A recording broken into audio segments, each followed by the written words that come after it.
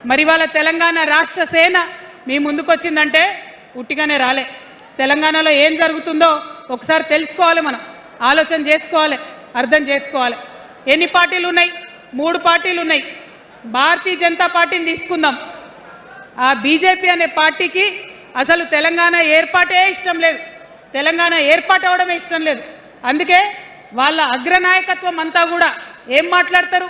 తల్లిని చంపినరు, పిల్లని బతికించిరు అని ఒకలంటారు. ఇంకొకరు ఏమంటారు? నిన్ననే ఒక తలకాయ లేని ఎంపీ, మెడకాయ మీద తలకాయనే లేదు ఆయనకు, ఏమన్నాడు ఆ ఎంపీ? ఇండియా పాకిస్తాన్ విడదీసినట్టట, ఆంధ్ర తెలంగాణను విడదీసిరట.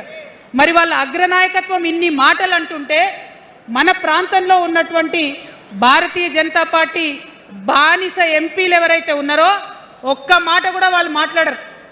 ఫెడరల్ స్ఫూర్తికి విరుద్ధంగా రాష్ట్రం ఏర్పాటు అయిన తర్వాత 7 మండలాలు మనకి గుంజుకుంటే పార్లమెంట్లో పల్లీకులు ఇస్తారు, కానీ ఆ ఎంపీలు ఒక్క మాట కూడా మాట్లాడరు. మనకు 8 రూపాయలు ఇవ్వకపోతే ఆ ఎంపీలు ఒక్క మాట మాట్లాడరు. విభజన హామీలు ఇవ్వకపోతే ఆ బీజేపీ బానిస ఎంపీలు ఒక్క మాట కూడా మాట్లాడరు.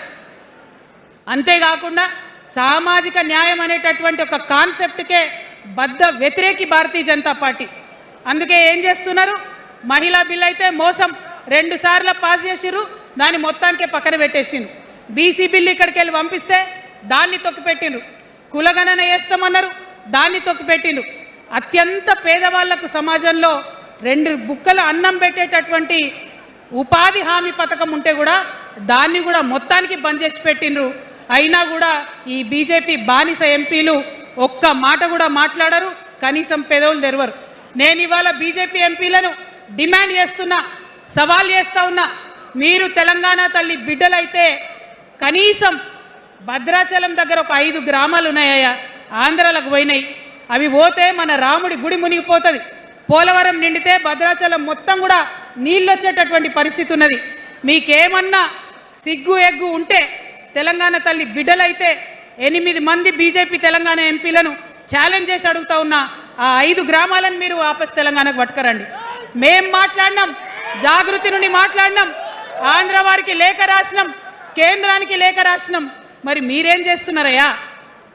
రాముడి గుడి ఇక్కడ భద్రాచలం రాముడు కాదా? ఆయన గుడి మునిగిపోయినా మీరు మాట్లాడరా? నేను సవాల్ చేస్తా ఉన్నా భారతీయ జనతా పార్టీ ఎంపీలకు, ఖచ్చితంగా మీరు 5 గ్రామాలను తెలంగాణకు తీసుకురా.